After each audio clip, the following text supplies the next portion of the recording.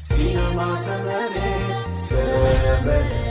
كابيزي رابيزي حينا للنبت فلتت حقوس دستا سحاب سني تروفتا نفسد النهار سينما سمرة عب سينما سمرة قدروا مزنك نوري وعاما وميدي دراما لالا وزاتا سبورت فيلم سلام زغوركم تخاتلتي سينما سمر على توزينا سبورت حيزلكم قريبا لخو نمكتتالكم بخبري عدم بيني بركة حاتين لو ميزنا كسي صنعت لبسو كاب زمان يماني تاريخ زوارسي لعني خوبر معدن للعنقو بحري قردم بشكلتها مس بدهنتون حدقون ريخا اتزو حد اتاو زركبو كاب عورتات بشكلتها حد يوم كم تادي بوكاجا زامسلو اب حد عمت وردر 50 شومونتن وردر معلتاتن كبا 10 كيلومتر زويروم 6 مليون ايرو اتاو كرهبون كلو كم بعلني مار زامسلو تتصاوت قعسه قردم عامت ملوك قعسه كيتنكفو لعلي 100 مليون ايرو كوزدو زي فتحاون يسب اونيوم يخون برتقارن بشكلتها نتزلو درتات نايدوم تتصاويروم هيوتهم اب حد قناتو عمتها ندقفتو من هاجرو من كوخرعو يرأيلو كابز قصيلنا بقار أبز قصل عمت سبورت تمزل على عمتاوي مهياز وستو قداموت 10 تقادم بشكلتها كن لاليكمينا سناي مكتتال قداماي يتقعق ابزلو زوهار تادي بوكاچا حدا خابتوم لعلتو هبزلو ناي زغزيه ناي تاريخن تقاداماي بشكلتايو غلغل سدرا بيتات قدم بشكلتاون مسبيل جماوي ايدي ماركس يماسلويوم اب حصير عمرها بتادي بوكاچا نتمرحت حنتي كابزا عباي كلابات بشكلتا عالمنا نموخان بغي عزلا يونايتد عربيان امريتس دما نزبلو استقاداماي عالمنا كساب 2027 تنصنحو وعل اتياتولا بوكاچا اب 2020 عامتاوي كلت مليون ايرو زنبر عامتاوي مهيئو ابز حلف 4 عامتات ناب 6 مليون ايرو عبيد حرمصنا كابز غصل عامت جميرو عامتاو دمزو ناب 8.3 مليون ايرو كتعبير لو كيلالا بزي دما بوكاچا ابز غصل 6 عامتات استات 50 مليون ايرو ناب حسابو اتاو خغبريوم كابتي زغرم او علتاري بوكاچا سفير زلو ملققي واغيوم حانتي نتاري بوكاچا وعلو سرزاخ توسدو تهقن غانتام 200 مليون ايرو كفيلا نوعلو سيرا كتفرمو تخليا يونايتد عربيان امريتس تاري بوكاچا نيجرو دي ايطاليا دحرم عواتيا مايو كاب 6 مليون ايرو ناب 8.3 مليون ايرو ابريخاتهم بوكاچا ولا قدم دموز موساخو ابز حلفو 4 عامتات بزوسد زنبرا 6 مليون ايرو تزلع على اتاو زركب تقادماي بشكلتا كوينيو صنيحوم كالاي اتناي مصا كوخوب ريميكو ايفانوبل أبال بالجمهود جانتا سودال كويك ستيب ريميكو ايفانوبل زحلف عمد ناي بروفيشنال وعل كأسرن كله بعمد 3 مليون ايرو كخفل يتسماميعوم نعيني ماراخو كمانا لحرمن صبرا ودما لو معمد دمزو ناب 2.8 مليون ايرو عريقوم كويك ستيب مزلوا واحد حالة قادمتي ريميكو ايفانوبل كي تخسر بمسقام كابز غص العمد جميرة عمتاوي 5 مليون ايرو كتكفلو أبسم معبسي حلام ايفانوبل أبز عمد زقتو بزنبر 2.8 مليون ايرو شاد شاي زلعله اتاو زركب تقادمايو كاب زغصل عمد جمير بزوسدو 5 مليون ايرو دما كالاي زلعله تخفالي تقادماي كخونيوم ببريموز روغوليتش تمرح بورا هانس غرون ايفانوبل نموصاد نغلت عمتا زرغحني 10 مليون ايرو غنزب قريبا كوانت نبرت نسوغن اب سودال كويك ستيب كغصل بمدلايو نحطو بورا نصيغويوم حطታት ክለባት ዝበዝሓ ክለብ ድማ ማሃዩ ናብ 5 ሚሊዮን ኤሮ ሓፍ ከተብለሉ ተቐሲባላ ሳልሳይ ዓቢ ግን ከዓ ወርቂ ፕሪሞዝ ሮግሌች ኣብዛ ዓመት ብዝወስዶ ዘሎ 4.5 ሚሊዮን ኤሮ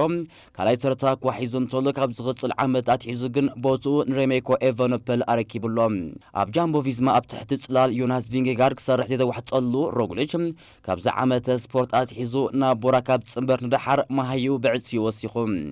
ሮግሌች ዝሓለፈ ዓመት ኣብ ቲም ቪዝማን ከሎ ዓመታዊ 2.7 ሚሊዮን ኤሮ ዝወስድ ነይሩ ماليا جرمناويت غانتا بورا لبيسو كوادر دحر مسو معدما عمتاوي دموز بقدتا ناب 4.5 مليون ايرو عريقو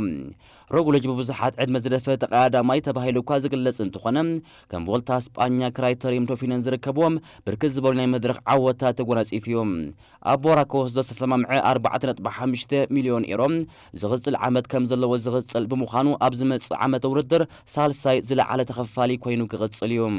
ራብዓይ ካብ ባዶ ናብ ጅግና ዝተቐየረ ዮናስ ቪንጌጋርድ ሃንደበት በሪቑ ስሙ ኣብ መዝገብ ታሪክ ብሽክለታ ከጽሕፍ ዝበቕዐ ተቓዳማይ እዩ ኣብ 2022 ቪንጌጋርድ ፋልማይ ናይ ቱር ዲ ፍራንስ ዓወቱ ኣብ ዝተጎናጸፈሉ ዓመታዊ ደመዙ 500,000 ዩሮ ጥራይ ነይሩ ንዕብየቱ ክትጻወሮ ዘይከኣለት ክለቡ ቪዝማ ድማ ዝሓለፈ ዓመታዊ ደመዙ ብቕጽበት ናብ 2.5 ሚልዮን ዩሮ ኣደይባትሉ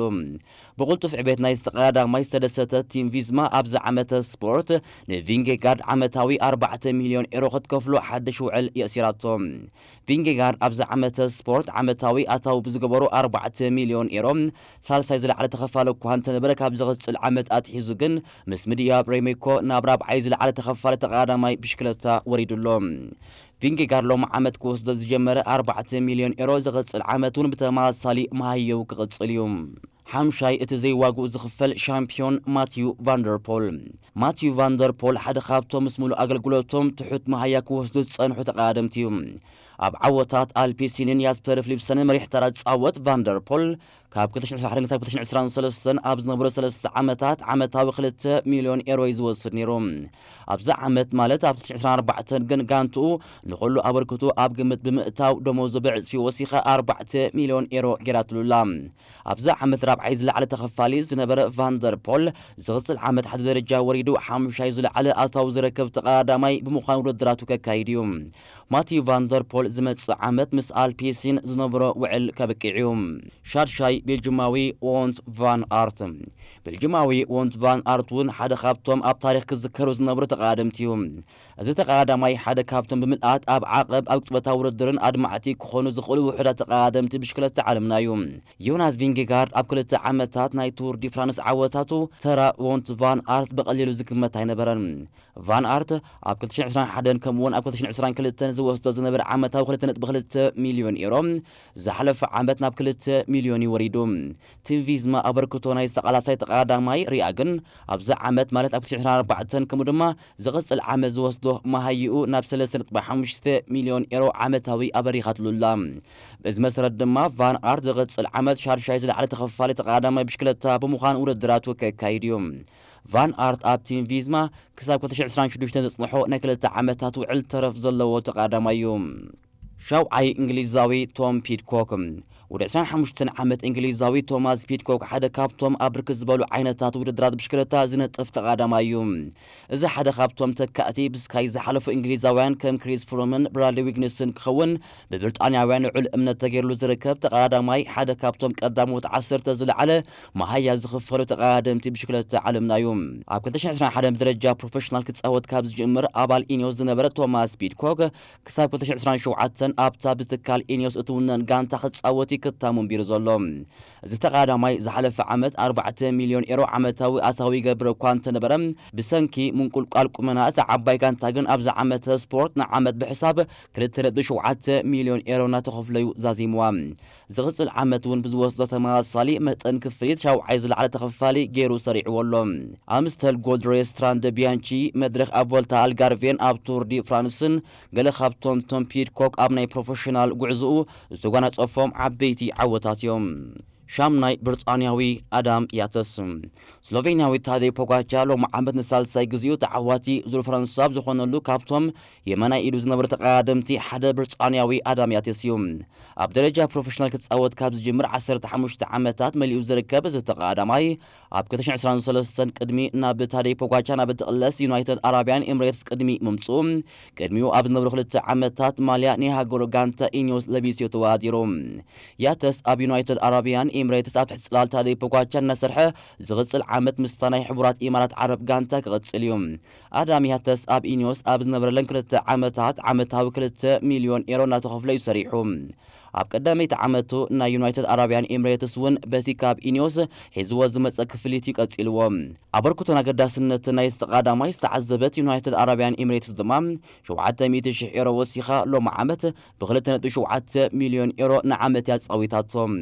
ያተስ ነዚ መሃያ ሒዙ ዝቕጽል ዓመቱን ዝጻወት ብምዃኑ ሻምናይ ዝለዓለ ኣታዊ ዝገብር ተቐዳዳማይ ብሽክለታ ኮይኑሎም ኣብ 14 ናይ ግራንድ ቱራት ውድድር ተሳቲፉ ዝርከብ ያተስ 29 ናይ ፕሮፌሽናል ዓወታት ዘለዎ ተቐዳዳማይ እዩ ታሽዓይ ኮሎምቢያዊ ኣባል ኢኒዮስ ኢጋን በርናል ኣብ 2019 ኣብ ንኡስ ዕድሚኡ ንዓበይቲ ተቃራረምቲ ብሽክለታ ዓለምና በሊጹ ተዓዋቲ ቱር ዱ ፍራንስ ክኸውን ድሕሪ ምቅዑብ መብዛሕትኦም ስድራ ቤት ቅድም ብሽክለታ ንውድድራት ብሽክለታ ዓለምና ክብሕቶ እምነት ተነቢርሉ ዝነበረ ተቃዳማዩ ክሳብ 2020 ኣብ ዝነበረ ግዜ ድማ ከም ዙር ስዊዝ ጂሮ ዲ ኢታልያን ዝኣመሰሉ ዓበይቲ ዓወታት ተጎናጺፉ ይኹን እምበር ኣብ 2022 ኢጋን በርናል ኣብ ግዜ ልምምድ ምስ ሓንቲ ኣውቶቡስ ድሕሪ ምግጫው ካብቲ ግዜት ንድሓር እቲ ንዓለም ዘዛረበ ቁመኑ ክመልሶ ኣይከኣለን ዕድል ዝገበሮ ግን ኣብ 2022 ቅድሚቲ ሓደጋ ጋንቱ ኢኒዮስ ክሳብ 2026 ዘቐጽሎ ሓድሽ ኮንትራት ኣኸቲማቶ ምንባራዩ ዝሓለፈ ዓመት ማለት ኣብ 2023 ዓመታዊ 3 ሚልዮን ዩሮ ኣታዊ ዝረክብ ዝነበረ ኢጋን በርናል ምስሉ ቁመኑ ኣብ ዛዛዝንያ ዘለና ዓመተ ውድድርን ዝቕጽል ዓመትን ዓመታዊ 2.5 ሚልዮን ዩሮ እናተኸፍሎዩ ክጻወት ተሰማሚዑ ኣብ 8 ግራንድ ቱራ ተሳቲፉ ዝርከብ ኢጋን በርናል 20 ናይ ፕሮፌሽናል ዓወታት ዘለዎ ተቃዳማዩ ዝመጽእ ዓመት ድማ ኢጋን በርናል ታሽዓይ ዝለዓለ ኣታዊ ዝረክብ ተቃዳማይ ብሽክለታ ብምዃን ክቕጽል እዩ 10 ናይ መወዳእታ እስጳኛዊ ካርሎስ ሮድሪገዝ ኣብ ዝርዝር ቀዳሞት 10 ዝለዓለ ኣታዊ ዝረኽቡ ተቃራረምቲ ብሽክለታ ተሰሪዑ ዝርከብ ሳልሳይ ኣባል ኢኒዮስ እዩ ወዲ 23 ዓመት ካርሎስ ሮድሪገዝ ንጻውዒታት ናይ ሃገሩ ጋንታ ሞቪስታር ተሓሲሙ ኣብ ኢኒዮስ ክጻወት ተሰማሚዑ ዝርከብ ተቃዳማዩ እዚ ተቃዳማይ ዋላኳ ሞቪስታር ከም መራሒኣ ኮይኑ ክጻወት ሕቶ ቅሪባትሉ እንተነበረት ንሕቶ ኣነጽጊዩ ንዕብየቱ ኣብ ኢኒዮስ ክቕጽል ወሲኑ ካርሎስ ሮድሪገዝ ኣብ 2020 ብደረጃ ፕሮፌሽናሊዝም ብመንገዲ ኢኒዮስ ካብ ዝቕልቀል ንዝሓለፉ 4 ዓመታት ብማልያታ ብሪጣናዊት ጋንታ ክጻወት ጸንሐ ኮይኑ ግና እውን ብሕጂ ክሳብ 2027 ኣብ ኢኒዮስ ዘቐጽሎ ኮንትራት ዘለዎ ተቃዳማዩ ሎማ ዓመታዊ ደመወዙ ናብ 2.4 ሚልዮን ዩሮ ዝበረኸሉ እዚ ተቃዳማይ ዝቕጽል ዓመት እውን ብተመሳሳሊ ክፍሊት ክዝውር ብምዃኑ ኣብ ዝቕጽል ዓመት 10 ዝለዓለ ኣታዊ ዝረክብ ተቃዳማይ ኮይኑ ውድድራቱ ዝፍልም ተቃዳማዩ ካርሎስ ሮድሪገዝ 7 ናይ ፕሮፌሽናል ዓወታት ዘለዎ ተቃዳማዩ ኣብ መወዳእታ ድሕሪ ድሙቕ ዓወታት ቱር ዲ ፍራንስ ኣብ ኢንተርማርሼ ክሳብ 2026 ዝነበረ ውዕል ብሓድሽ ናይ 2 ዓመታት ኮንትራት ዘሐደሰ ኤርትራዊ ቢንያም ግርማይ እውን ሓደ ካብቶም ዝለዓለ ኣታዊ ዝረኽቡ ተቃራረምቲ ብሽክለታ እዩ ቢንያም ግርማይ ብመሰረት ዝተፈላለዩ ናይ ብሽክለታ ማዕከናት ዜና ዓመታዊ 2.3 ሚልዮን ዩሮ ናብ ካዝና ሕሳቡ ኣታዊ ዝገብር ተቃዳማይ ምዃኑ ይንገረሉ